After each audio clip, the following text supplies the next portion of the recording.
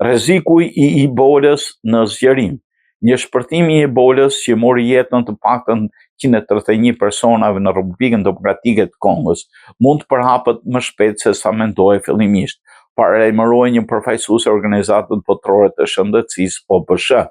Doktoresh Ansja i tha BBC se sa më shumë që heton agjencia, aq më qartë bëhen rastet që janë përhapur në zona të tjera.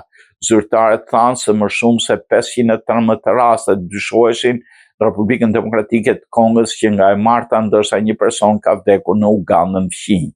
Por modelimi nga qendra MRC me seli në Londër për analizën globale të sëmundjeve infektive dhe publikuar sugjeroi se kishte pasur nën zbulim të konsiderueshëm dhe nuk mund të përjashtonte mundësinë që tashmë të ketë pasur më shumë se 1.000 raste nga këto sëmundje.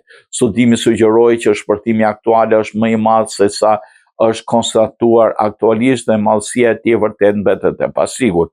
Kryqi i kuq paralajmëroi se Ebola mund të përshkallëzohet shpejt nëse rastet nuk identifikohen herët, komuniteteve u mungon informacioni, sistemet shëndetësore janë mbi ngarkuara duke shtuar se po shohin të gjitha ato kushte në shpërthimin aktual. Të martën, presidenti i Republikës Demokratike të Kongos Felix Tshisekedi bëri thirrje për qetësi dhe u kërkoi qytetarëve kongolez të qëndrojnë vigjilent pasi mbajti një takim krize të hënën në mbrëmje.